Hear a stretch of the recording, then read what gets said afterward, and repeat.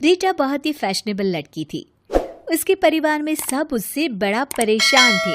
वो सबको हर वक्त बस फैशन टिप्स ही देती रहती थी।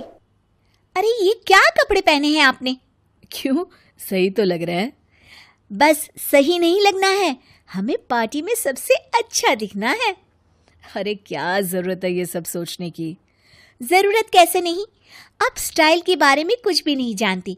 मेरी सब दोस्त मुझे अपना फैशन आइकॉन मानते हैं और आप हैं कि इन कपड़ों में मेरे साथ जाना चाहते हैं। अरे लेकिन सबको अपनी पसंद से और सहूलियत से कपड़े पहनने का अधिकार होता है रीटा। मैं इन कपड़ों में बिल्कुल ठीक हूँ। ठीक है, तो हम उस पार्टी में जाएंगे ही नहीं।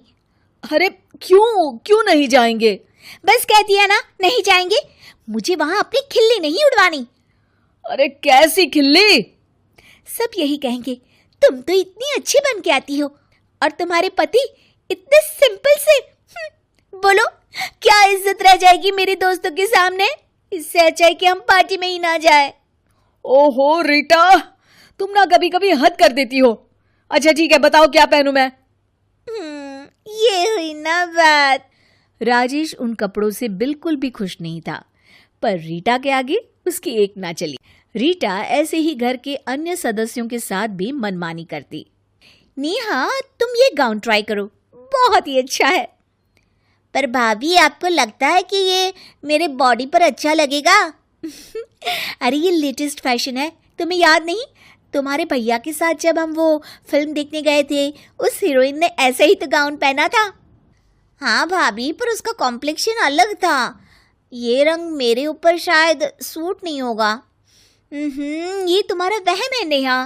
तुम्हारे कॉलेज की पार्टी में सबसे ज्यादा फैशनेबल तुम ही दिखोगी, मानो मेरी बात। ठीक है भाभी, मैं यही ड्रेस पहनूंगी। थैंक यू भाभी। रीटा खुश हो जाती है। एक दिन रीटा के घर पार्टी हो रही होती है और उसने अपनी सास के लिए बहुत ही भारी साड़ी खरीदी होती है। अरे बहू, ये ऐसी साड़ी पहनने की अब मेरी उम्र नहीं रही। मैं तो कोई हल्की सी साड़ी पहन लूंगी। ये कितनी भारी साड़ी है, मुझसे संभाली भी नहीं जाएगी। अरे मम्मी जी, आपकी देवरानी जेठानी फंक्शन में आ रही है ना कितने वक्त बाद। आपको कुछ अच्छा पहनना चाहिए। आप देखना, सब आपकी साड़ी और ये ज्वेलरी देखकर जल जाएंगी। ये रीटा का वादा है, वादा। रीटा अपनी सास की एक नहीं सुनती और उनको वही भारी साड़ी और ज्वेलरी पहना देती है। लेकिन फंक्शन में रीटा की सास को बहुत ही असुविधा हो रही होती है साड़ी संभालने में। वो जहां भी जा रही थी, उनकी साड़ी बार बार उनके पैर से अटक रही होती है। ओहो, इस साड़ी में तो बिल्कुल भी चला ही नहीं जा रहा। और ये भारी सा हार गले में कितना चुभ रहा है। ये झुमके तो ऐसे लग रहे हैं कि मेरे कान को ही काट देंगे। ये बहू हमेशा फैशन के नाम पर अपनी मनमानी करती रहती है। रीटा की सास की देवरानी और जेठानी उनका मजाक बनाने लगती हैं। जी को क्या इस उम्र में शौक चढ़ा है इतना बन ठन के घूमने का? अरे कोई शौक नहीं चढ़ा, सब दिखावा है, दिखावा। बेटा ज्यादा कमाने लग गया है ना, हमें जलाने के लिए ये सब पहना है। अरे हमें क्या? हाँ हमें क्या? रीटा की सास अपनी देवरानी जेठानी को खुद पर हंसते देख बहुत शर्मिंदा होती है और जल्दी से अपने कमरे में जा रही होती है। तभी उनका पैर उनकी साड़ी में अटकता है और वो गिर पड़ती है। सब सासू माँ की तरफ दौड़े चले आते हैं। अरे माँ, आप ठीक तो हो? हाँ बेटा, ठीक हूँ मैं। कहीं चोट तो नहीं लगी ना मम्मी जी? नहीं, बस बची गई राम जी के आशीर्वाद से। गिरी कैसे माँ? अरे बेटा, ये साड़ी इतनी भारी है, मुझसे संभाली ही नहीं जा रही।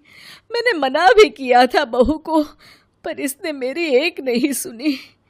देखा रीटा, मैंने तुमसे कितनी बार कहा है कि फैशन से ज्यादा सहूलियत जरूरी है।